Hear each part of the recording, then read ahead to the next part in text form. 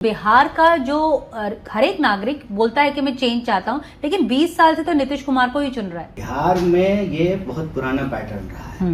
बिहार में जब लोग किसी को मौका देते हैं तो भरपूर देते हैं ताकि कोई बहानाबाजी नहीं कर सके।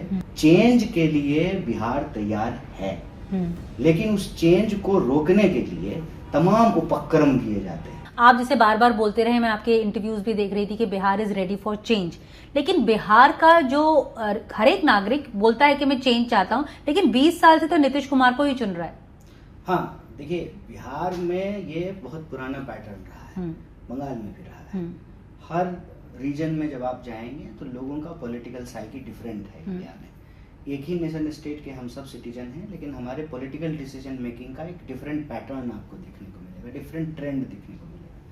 बिहार में जब लोग किसी को मौका देते हैं तो भरपूर देते हैं ताकि कोई बहानाबाजी नहीं कर सके। जैसे मैं आपको अपने घर की एक कहानी सुनाता हूँ। मेरे एक दादाजी थे, मतलब दादाजी के भाई, उनकी शादी नहीं हुई थी और वो काम करते थे। फिर जब वो रिटायर होके आ गए तो उनको कोई काम नहीं था, तो उनको बहुत मजा आता था अपनी जो है भाभीयों को परेशान करना और भाभी के बच्चों को परेशान करना।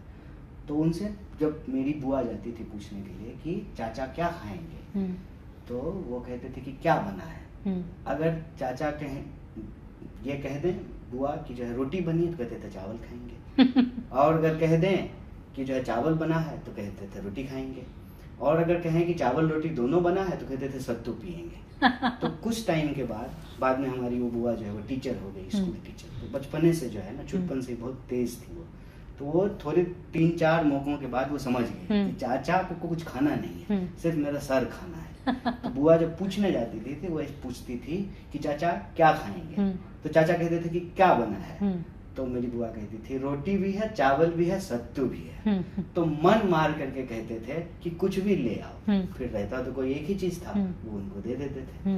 तो ये जो बहानेबाजी है, बहानेबाजी इसीलिए की जाती है ताकि जो जिम्मेवारी है उस जिम्मेवारी का निर्वहन नहीं किया जाए और उसको जो है किसी और के ऊपर डाल दिया जाए। चेंज के लिए बिहार तैयार है, लेकिन उस चेंज को रोकने के लिए तमाम उपक्रम किए जाते हैं। जैसे 15 दिन से आपने एक चीज नोट किया होगा, मीडिया का हेडलाइन क्या है, महागठबंधन में बहुत लड़ाई हो रही है। लार्जर देन लाइफ जो है इसको एग्जरेट करके दिखाया गया। मैं आपके ऊपर आरोप नहीं डाल रहा हूं, मैं ये कहता हूं कि बतौर पॉलिटिकल वर्कर, बतौर कांग्रेसी कार्यकर्ता, ये मेरी और हम सब की सामूहिक जिम्मेवारी है कि चीजें स्मूथली हो जाए। लेकिन राजनीति में चूंकि सामूहिक फैसला लेना होता है तो सहमति और असहमति दोनों होती है। लेकिन आपने देखा होगा कि 15 दिन से खास करके बिहार के किसी मुद्दे पे कोई बात ही नहीं हुई। कि कैग का रिपोर्ट है कि 73,000 करोड़ रुपए का यूटिलिटी सर्टिफिकेट जो है बिहार सरकार ने नहीं दिया है, लेकिन लोग बात किसकी कर रहे हैं, चारा घोटाले की। कैग की रिपोर्ट है कि बिहार का हेल्थ सिस्टम वर्स्ट है देश में।